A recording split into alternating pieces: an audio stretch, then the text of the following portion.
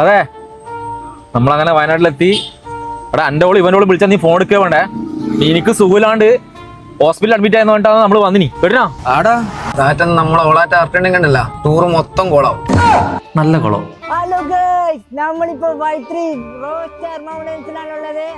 നോക്കൂ guys. Hello, നിന്റെ phone അടിക്കുന്നു. ഓ കഷ്ടം തന്നെ തുടങ്ങിയല്ലോ. ഹലോ, മംഗലാപുരത്തല്ലേ? മാലൂർ തന്നെ. സാദിന്റെ കാര്യം ഒന്നും പറയാത്താണല്ലേ. മംഗലാപുരത്തല്ല, വയനാട്ടിലല്ലേ റിസോർട്ട്? എന്നാ പിന്നെ ഒന്ന് സാധനം ഫോൺ എടുത്താട്ടെ. പനി നോക്കുന്ന സാധനം അവന്റെ വായിൽ വെച്ചിട്ടുള്ളത് പറഞ്ഞ മനസ്സിലാവുന്നില്ല എനിക്ക്. നിങ്ങൾ ആ ചിരിക്കുട്ടനില്ലേ, അവൻ മൊത്തം ലൈവ് ഇട്ടിട്ടുണ്ട്. ആദ്യം അത് നോക്ക് പോയിട്ട്. ലൈവാ? ആരി? ഞാനേ ശരത്തിന്റെ ലൈവ് കണ്ടോണ്ട് പോന്നു. ലൈവ്.